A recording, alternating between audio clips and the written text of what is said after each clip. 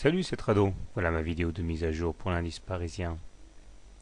Sur sa lancée, le CAC a rebondi assez fortement aujourd'hui et nous avons assisté à un dépassement du précédent plus haut, inscrit le 21 décembre à 3939, 3940.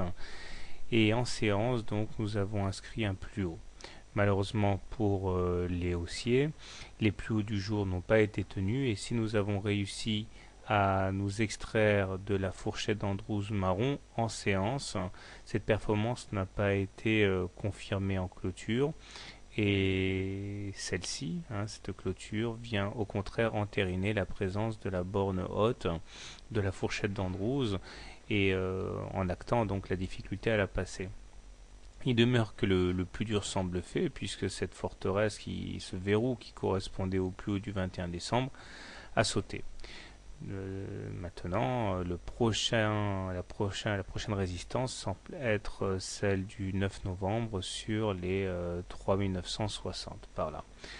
Il semble que la figure en cours soit une sorte de biseau ascendant bleu. Et si nous continuons à effectuer des rotations à l'intérieur de ce biseau, il faudrait s'attendre à une percussion contre le haut de ce biseau.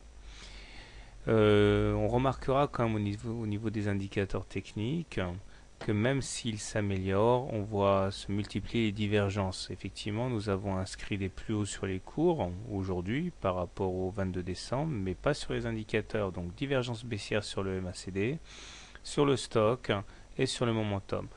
Alors je vous rappelle que la présence de divergence en tant que telle ne doit pas inciter à elle seule à shorter l'indice parisien. Ça montre tout simplement que la hausse en cours est, on va dire, un petit peu malsaine et qu'il n'y a pas de véritable mouvement solide, de base solide à cette inscription de plus haut. Donc tout au plus, la présence de ces divergences doit inciter à la prudence, mais sûrement pas à elle seule inciter à initier un trade short. Quoi d'autre? Eh bien, on voit que le croisement M7-M20 auquel on a assisté déjà hier est confirmé aujourd'hui. La M7 et la M20 adoptent toutes deux une pente croissante, ce qui veut dire qu'elles jouent comme des supports en cas d'attaque baissière. Je pense que la fourchette d'Andrews marron va céder d'ici peu, mais pour l'instant, force est de constater qu'on ne peut pas l'enlever puisque en clôture, elle n'a pas été invalidée.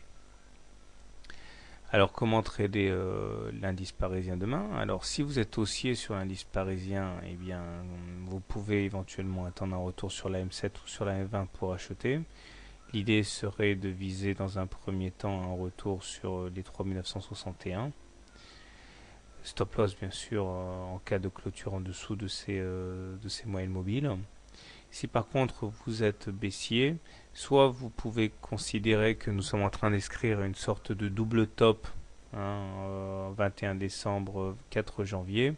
Et dans ce cas, il faudrait mettre un stop loss en cas de dépassement des plus hauts d'aujourd'hui et d'initier un short avec pour objectif un retour sur la base, les 3804. Soit vous pouvez également attendre qu'on aille chercher les 3961 pour shorter en cas de difficulté à passer. Voilà.